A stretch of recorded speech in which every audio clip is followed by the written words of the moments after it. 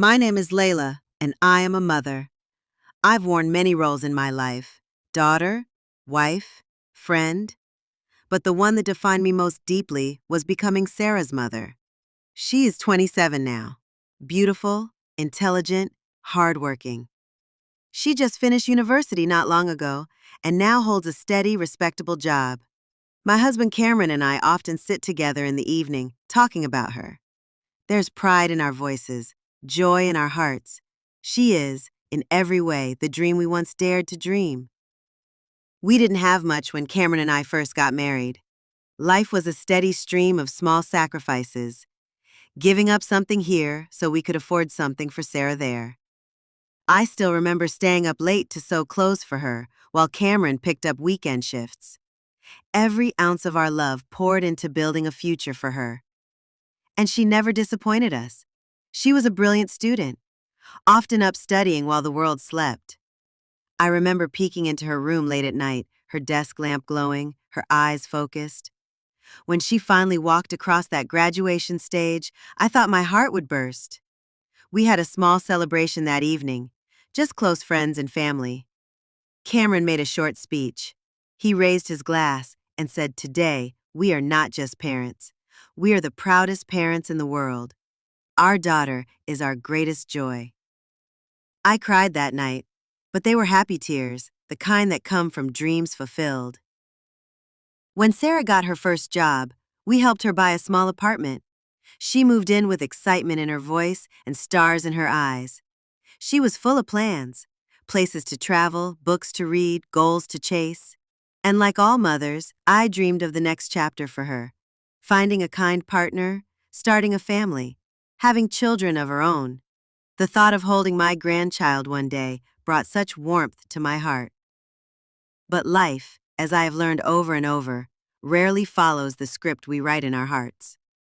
One evening, I came across something, just a whisper of truth that unraveled my peace. Sarah was in a relationship with a married man. I couldn't breathe. My chest felt tight, like someone had placed a heavy stone on my heart. I couldn't think, couldn't sleep. That night, I wandered the house in silence, every step echoing with confusion. I opened the drawer where we kept old photographs and stared at her baby pictures. Her chubby cheeks, her first steps, her first day of school, all those milestones of innocence and hope. How had we gotten here? How had my daughter, the same little girl who once held my hand and told me she wanted to marry someone kind, become entangled in something so painful, so wrong? I didn't tell Cameron. I couldn't.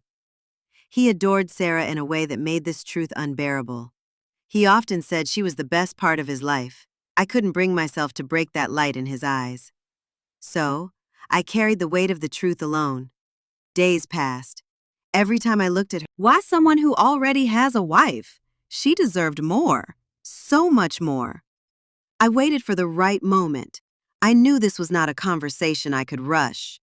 One quiet afternoon, we sat in the living room. The golden sunlight streamed through the windows, and I could hear birds chirping outside. My hands trembled, and my heart raced. "I know," I said softly. Sarah looked startled, but she didn't deny it. She didn't lie. "It's my life, not your business," she replied. Her words sliced through me.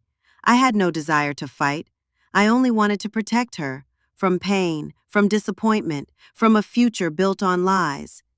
"He's married," I said gently. "He already has a wife. He's not free." She looked away for a moment and then met my gaze. "I love him," she said, "and he loves me. He'll leave his wife." But I knew better. I had seen these stories unfold too many times. Men who promise the world but never leave their homes. Women who wait and wait until their youth fades and all they're left with is regret. "If you don't end this," I said quietly, "I'll tell his wife myself." Her anger erupted like a storm. She shouted things I never imagined she'd say. Her words were sharp, full of pain and defiance. My heart ached more than I could bear. "I'm your mother," I whispered through tears. "I love you. This is not the life I want for you." "You don't understand," she snapped. "You're stuck in the past. You think love only comes in one shape." "No," I said. I just believe real love is honest. It doesn't hide. She fell silent. Tears rolled down my cheeks, but she didn't move. She didn't comfort me. She simply walked away. That night I called my best friend. I poured out everything, the secret I had been carrying, the heartbreak, the fear. She listened quietly. Then she said, "Layla, your daughter is an adult. She will make her own choices. She will also face her own consequences." I didn't want Sarah to suffer. I didn't want her to cry in silence, waiting for phone calls that would never come. I didn't want her to give years of her life to someone who would never choose her. Kamran still didn't know. He kept asking why she seemed distant lately, why she didn't visit as much. I would make excuses. She's just busy, tired from work. But the lies tasted bitter in my mouth. Every night I lay awake, staring at the ceiling. I thought about the man, about what he was doing to her heart. I thought about the little girl she once was, how she used to run into my arms, whispering, "Mama, I want to be happy when I grow up." Is this her happiness? Does she believe this is love? I tried again a few days later. We were sitting in the garden. I asked gently, "What if he never leaves his wife?" "He will," she said. "He loves me." I looked at her face, so young, so full of pain, and I knew deep down she was holding. She stood up frustrated. "I don't want to talk about this anymore. Don't bring it up again." She walked away, and I watched her go, helpless. Days turned into weeks. Then weeks became a month. No calls, no visits. Every morning I checked my phone, hoping. Every evening I sat alone in the kitchen, remembering how she once sat at this table, drawing pictures, asking me for stories. The silence was unbearable. Then one afternoon my phone rang. It was her. "Mom," she said, her voice barely a whisper. "Can I come over?" My heart lifted slightly. "Of course, my love. Always." That evening she came home. Her face was pale, eyes red from crying. She didn't say much. I didn't ask questions. I simply said, "I made your favorite dinner." We sat together. She ate slowly, quietly. After a long silence, she looked at me. "He lied," she said. I reached for her hand. "What happened?" She took a deep breath. Her voice trembled. "He said he'd leave his wife. He promised. But he didn't. Now he won't even answer my calls. I waited. I believed. I thought I mattered." Tears streamed down her face. "I feel so stupid," she said. "You're not stupid," I replied gently. "You wanted to believe in love. There's nothing foolish about that." She leaned into me, her head on my shoulder, just like when she was little. "Mom, I feel so broken." I held her close. I rubbed her back. "You will heal," I said. "You are strong. You will rise again." We sat like that for a long time. I didn't try to fix it. I didn't scold or advise. I simply stayed with her, in the silence, in the sadness, because sometimes that's what love looks like.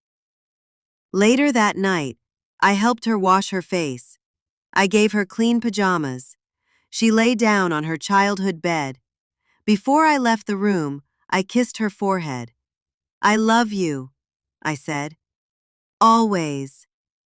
"Thank you, Mom," she whispered. In that moment, I felt peace. Not because everything was fixed, but because she was home. The next morning, we had tea together. She talked more about how she believed his promises, how she waited for him to choose her, how now she saw clearly. He never planned to leave. "He used me," she said. "I feel so small." I took her hand. "You are not small. You are brave. You loved and now you've learned. That's strength." She nodded. "I don't know how to begin again." "One step at a time," I said. "You already started." I peek into her room. She's asleep. Her breathing is calm. I stand there quietly. "You're going to be just fine," I whisper. Thank you for listening to our story. If you're reading this and your heart is hurting, please remember, real love is never hidden. It's honest, it's kind, it lifts you. You are worthy. You are not alone. Better days will come. Hold on to hope. And never forget, you are deeply, deeply loved.